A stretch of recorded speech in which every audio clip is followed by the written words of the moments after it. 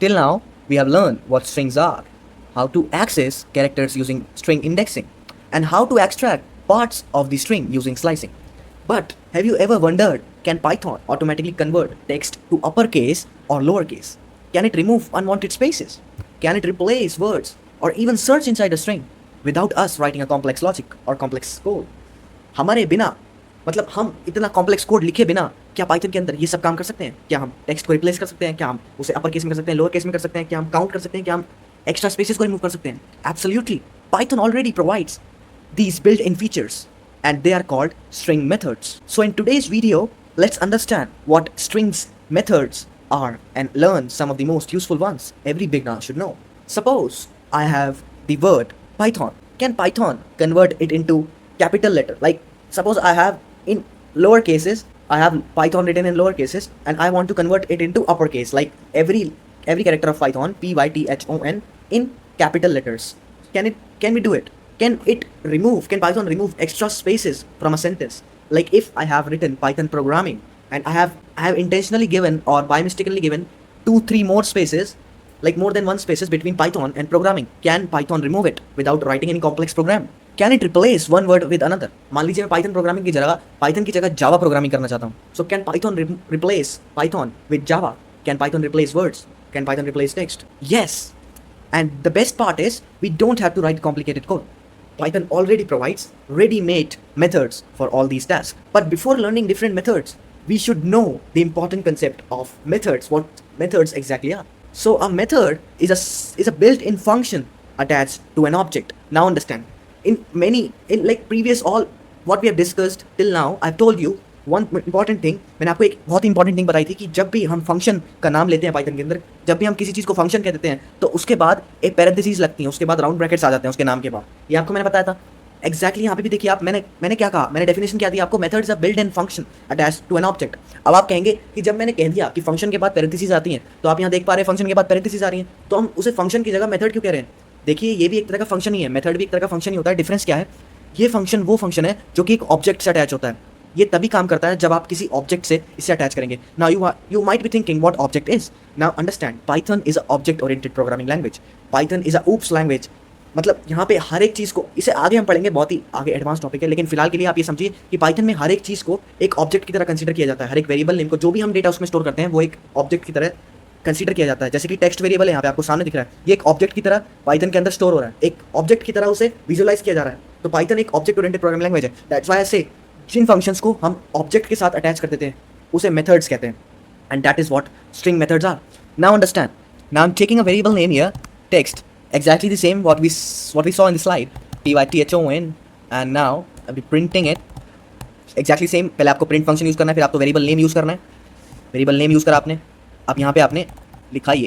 इसके बारे में बाद बात करेंगे. First I would run this. Before running this, can you tell me what could be the output of this? Let's सी.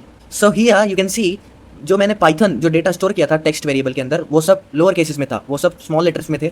लेकिन जब हमने इस लाइन ऑफ कोड को लिखने के बाद मैंने जैसे इसे रन करा तो यहाँ पे ये सब कैपिटलाइज हो गया, सब कैपिटल लेटर में हो गया. Now understand, here the text is our string object. जो टेक्स्ट वेरिएबल था वो हमारा एक ऑब्जेक्ट की तरह बिहेव कर रहा है, वो एक स्ट्रिंग ऑब्जेक्ट है. यहाँ पे ऑब्जेक्ट, हर चीज़ पाइथन के अंदर एक ऑब्जेक्ट की तरह विजुअलाइज कंसिडर की जाती है. और ये क्या है? एक टेक्स्ट है, टेक्स्ट वेरिएबल है, तो इसको स्ट्रिंग ऑब्जेक्ट की तरह कंसिडर किया गया है. और जो बीच में डॉट लगी है, डॉट के बाद जो आप देख रहे हैं, that is we write the method name. Method name लिखा हमने डॉट के बाद, उसके बाद पैरेंथेसिस लगाई, because it is a function, and function के बाद पैरेंथेसिस लगती हैं, राउंड ब्रैकेट्स लगते हैं.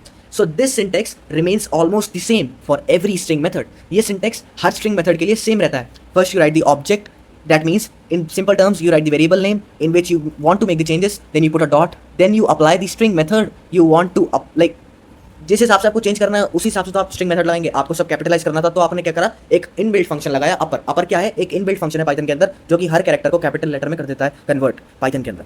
सो here let's see object dot method. So this is object dot method. As you can see here, I am highlighting this. This is the syntax, common syntax for applying string methods in to strings in Python.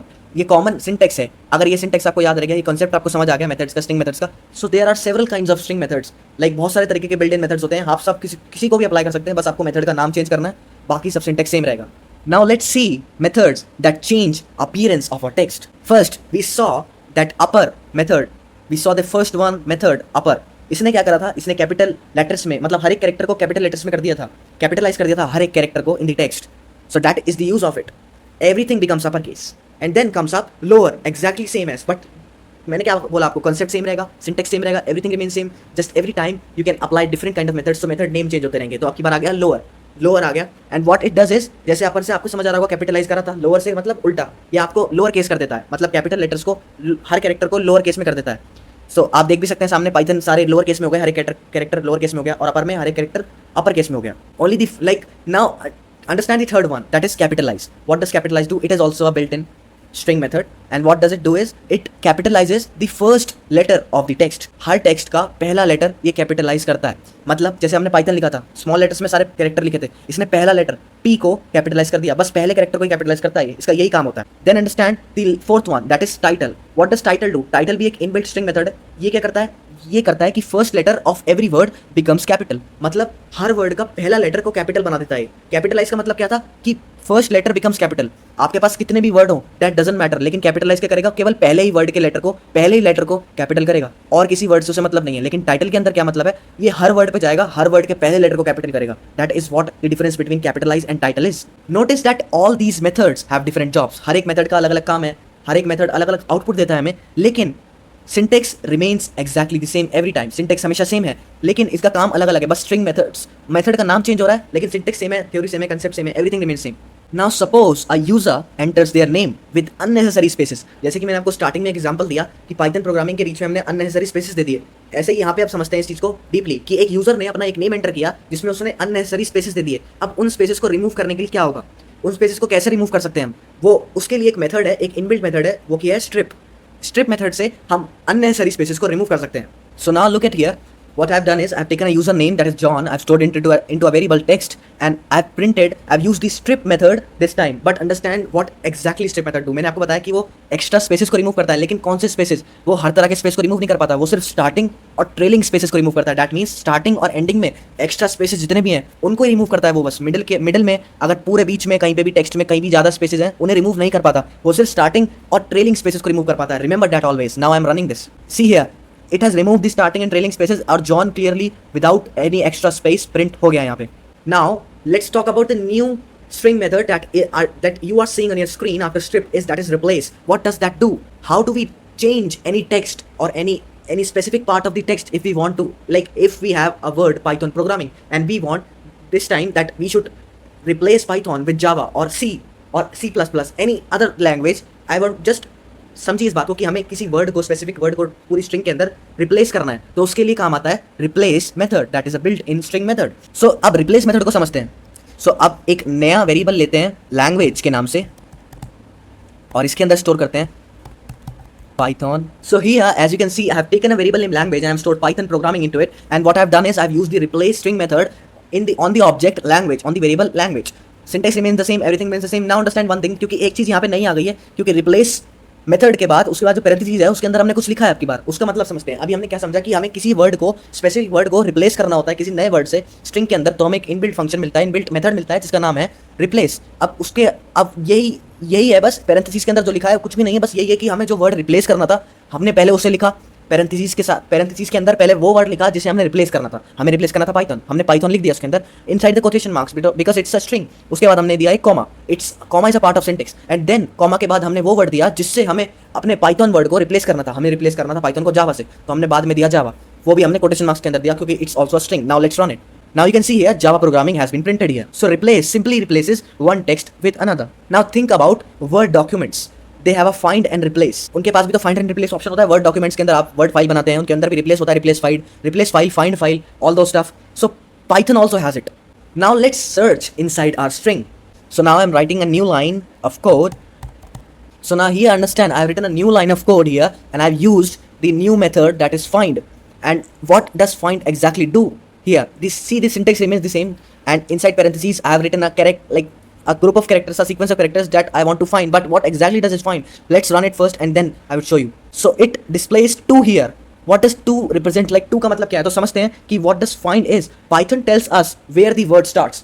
Finds की help से हमें Python बताता है कि आपने जो character उसके अंदर दिया है पैरेंथेसिस के अंदर, वो बताता है कि वो वर्ड कहाँ से स्टार्ट हो रहा है, कौन से इंडेक्स नंबर से वो वर्ड स्टार्ट हो रहा है। आप समझिए TH1 दिया था, पहला कैरेक्टर देखिए T। अब पाइथन प्रोग्रामिंग के अंदर देखिए 0 1 2, तो T जो है इंडेक्स नंबर 2 से स्टार्ट हो रहा था, इसलिए उसने 2 को रिटर्न किया। That means your sequence of characters is starting from index number 2। That is what find do. So next we have the count method. So इसका क्या सिंपल इसका फंक्शन है कि वो पूरे स्ट्रिंग में, पूरे टेक्स्ट के अंदर किसी भी पर्टिकुलर एक कैरेक्टर की काउंटिंग करता है, मतलब वो कितने टाइम्स आ रहा है।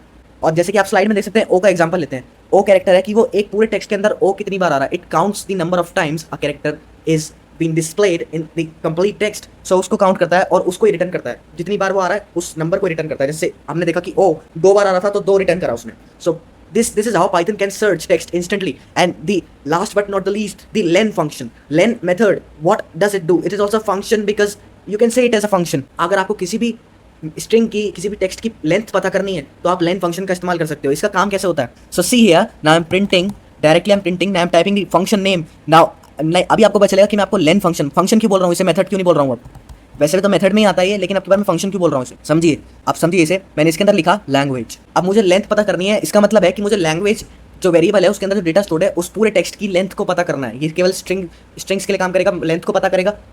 पाइथन प्रोग्रामिंग की कितनी लेंथ है, इसको समझिए कि पाइथन के अंदर स्पेसेस की भी एक अलग एड्रेस होता है, स्पेसेस की भी एक मतलब पोजीशन होती है, उसका भी एक इंडेक्स नंबर डेडिकेटेड होता है। मतलब अगर आप पी से स्टार्ट कर रहे हैं तो 0 1 2 3 4 5 एन पे खत्म हो रहा है, 5 इंडेक्स नंबर आ रहा है, तो स्पेस है उसके बाद, तो स्पेस का भी एक इंडेक्स नंबर होगा जो कि होगा 6। उसके बाद पी जो नेक्स्ट स्टार्ट होगा प्रोग्रामिंग का वो 7 से स्टार्ट होगा। तो आप समझ रहे हैं ना, इंडेंटेशंस जो स्पेसेस होते हैं उनका भी एक अलग इंडेक्स होता है, उनका भी एक पोजीशन होती है पाइथन के अंदर, उसको भी कंसीडर किया जाता है। तो let's see what it prints 18। So 18 is the total length of the string. हमेशा याद रखिएगा कि इंडेक्स नंबर आप देखेंगे तो हमेशा लेंथ से, टोटल लेंथ से एक कम आएगा, क्योंकि इंडेक्स हमेशा 0 से स्टार्ट होता है, लेकिन लेंथ जब काउंट करता है तो वो 1 से ही काउंट करता है। So why I said it as a function is because हम यहाँ पे किसी भी ऑब्जेक्ट के साथ इसे बिना यूज कर सकते हैं पैरेंथेसिस के अंदर डायरेक्ट वेरिएबल नेम देके, और वही फंक्शन की खासियत हो सकती है, इसलिए हम उसे फंक्शन डायरेक्टली कह रहे हैं, मेथड नहीं कह रहे हैं। So that is len function.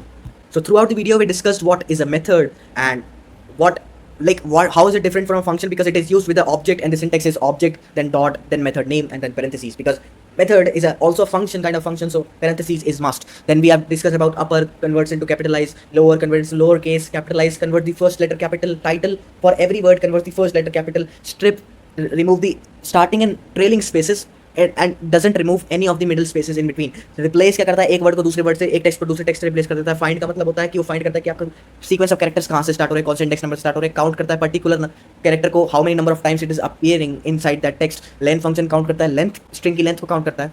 And that's all for this video.